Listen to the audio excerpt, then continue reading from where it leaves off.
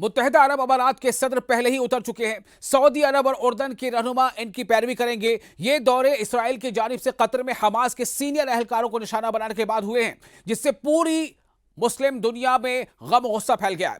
दोहा ने इस हमले को साफ खिलाफ वर्जी करार दिया है, यानी दोहा ने अपना सख्त रद्दअमल जाहिर किया है। दोहा ने यह भी कहा है कि इसराइल को बैनुल अक़वामी अदालत में घसीटा जाना चाहिए और मुश्तरका रद्दअमल के लिए कोशिशें शुरू भी कर चुका है।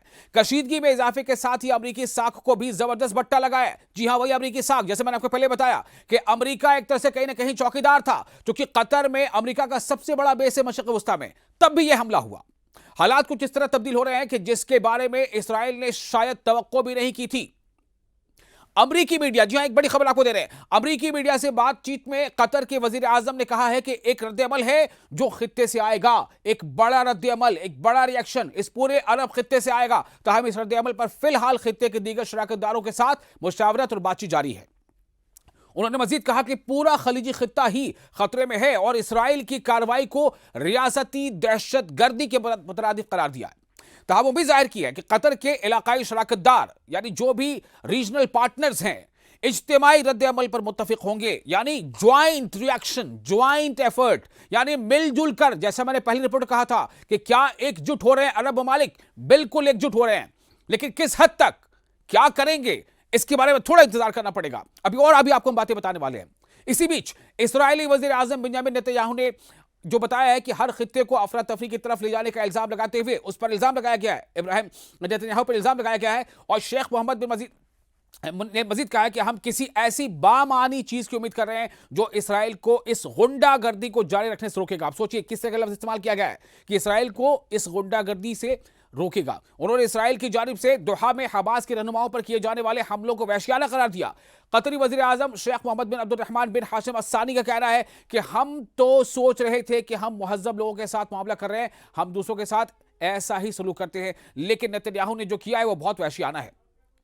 यह बहुत हैरान करने वाली बात है। यूरोपीय यूनियन ने भी अपने एक बयान में कहा है कि दोहा में हमास की जो क़यादत पे इसराइली फ़िज़ाई हमला हुआ है उसे मंजूर नहीं किया जा सकता, और उसकी मुखालफत की है, जबरदस्त मुखालफत की। यूरोपीय यूनियन ने इस तरह के हमलों से खित्ते में तशद्दुद के मजीद बढ़ने के खिलाफ खबरदार किया। यूरोपीय यूनियन की खारिजा पॉलिसी की सरबराह काया कालस के एक तर्जुमान ने एक्स प्लेटफॉर्म पर कहा है कि हम कतर के हुक्काम और अवाम के साथ अपनी मुकम्मल यकजहती का इजहार करते हैं, जो यूरोपीय यूनियन का एक स्ट्रैटेजिक पार्टनर है। उन्होंने मजीद कहा कि गजा में जंग के किसी भी इजाफे से गुरेज किया जाना चाहिए, क्योंकि ये किसी के भी मफाद में नहीं है। हमने आपको बताया था, याद होगा, अपनी पहली रिपोर्ट पर हमने आपसे बात कही थी कि जो रिएक्शन होगा वो ऐसा होगा कि शायद जो एक बात कही जाती है कि ख्वाब गफलत में पूरी जो अरब दुनिया सोई है उससे वो जगने जैसा एक अमल होगा। एक अहम बात ये बता दूं आपको, कनाडा ने ऐलान कर दिया है। कनाडा का एक बड़ा ऐलान यह आ गया है कि जो इसराइल के लिए एक बड़ी बुरी खबर है। कनाडा की वजीर खारजा अनीता आनंद ने कहा है कि उनका मुल्क कतर में हमास के रहनुमाओं पर इसराइल के हमले के बाद अपनी ताल्लुकात का दोबारा जायजा ले रहा है। अनीता आनंद ने इस हमले को नाकाबिल कबूल करार दिया और कहा कि यह कतर की फ़िज़ाई हदूद की खिलाफ वर्जी है। हमला ऐसे वक्त किया गया है जब कतर अमन के लिए काम करने की कोशिश कर रहा था। कनाडा के वजीर खारजा ने ये एक सवाल के जवाब में कहा है कि कनाडा भी यूरोपीय कमीशन की तरह करेगा कि यूरोपीय कमीशन ने कहा था कि वो इसराइल के साथ यूरोपीय यूनियन के मुआहदे में तिजारती इक़दामात को मुअत्तल करने की तजवीज़ पेश करेगा। साथ ही यह भी कहा है कि हम इस बारे में गौर कर रहे हैं, यानी कनाडा इस बारे में गौर कर रहा है कि वो फ़लस्तीन को तस्लीम करे एज अ स्टेट, जो टू स्टेट पॉलिसी है। इसी बात को सऊदी अरब ने कहा है कि हम कतर के साथ खड़े हैं, और हम कतर के साथ सिर्फ खड़े ही नहीं बल्कि इसराइल की जो ये खिलाफ वर्जियां उसको हम बर्दाश्त नहीं करेंगे, और बहुत जल्द हम दुनिया देखेगी कि जो टू स्टेट थ्योरी है उस पर अमल होगा और फ़लस्तीन को एक अलग रियासत तस्लीम किया जाएगा। सऊदी अरब ने ऐलान किया कि हम कतर के साथ खड़े हैं, हम गजा के साथ खड़े हैं, हम गजा के लोगों के साथ खड़े हैं, हम फ़लस्तीन के साथ खड़े हैं। तो जब कनाडा के वजीर खारजा से पूछा गया कि कनाडा इसराइल पर किसी किस्म की पाबंदी लगाने पर गौर कर रहा है, तो उन्होंने जवाब दिया कि हम अपने अगले इक़दामात का जायजा लेते रहेंगे।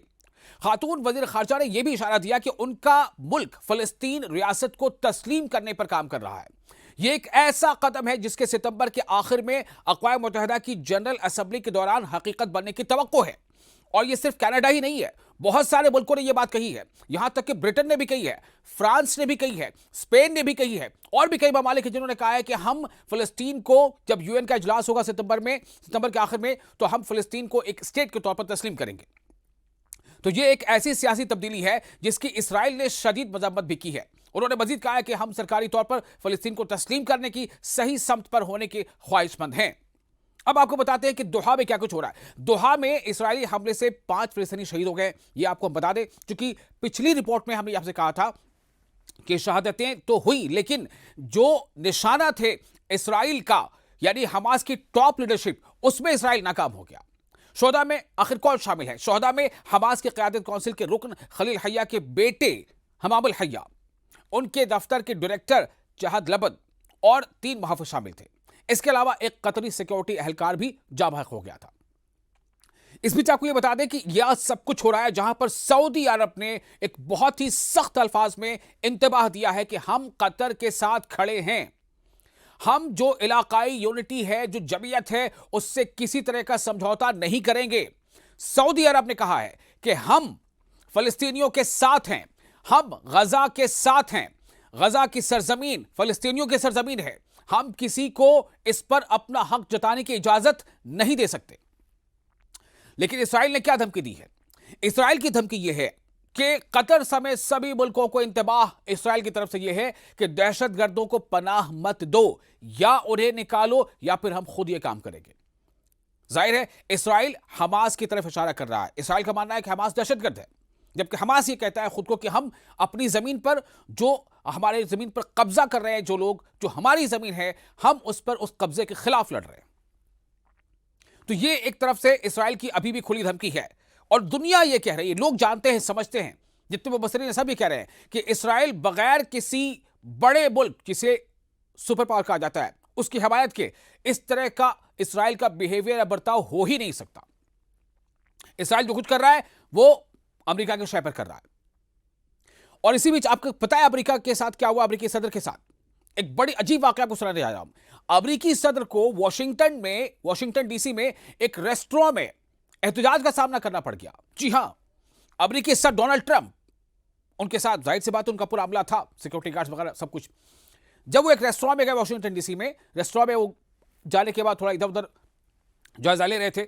इसी बीच कुछ खवातीन वहां नमूदार होती हैं, वो फिलिस्तीन का फ्लैग अपने हाथ में लेती हैं और फ्री फ्री पैलेस्टाइन का उनके सामने नारा लगाने लगती हैं।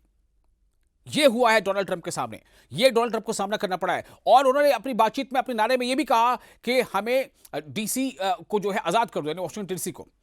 और इस तरह की बातें अभी मीडिया में चल रही है। खुद एक जो दोहा से चलने वाला बड़ा मीडिया ऑर्गेनाइजेशन है, उसने भी इसको शाया किया है, जो टेलीविजन चैनल है, आपको पता है, अल जजीरा, उसने भी कहा है। उसमें यह भी बात बताई गई है कि उन लोगों ने, उस ख्वातीन ने जो वहां नारे लगा रही थी डोनाल्ड ट्रंप के सामने, उन्होंने यह भी कहा है कि हम अपने वक्त के हिटलर को देख रहे हैं। तो कतरी वजीर आजम शेख मोहम्मद बिन अब्दुर्रहमान ने व्हाइट हाउस के एलची स्टीव विटकॉफ को भी एक सख्त बात कह दी है।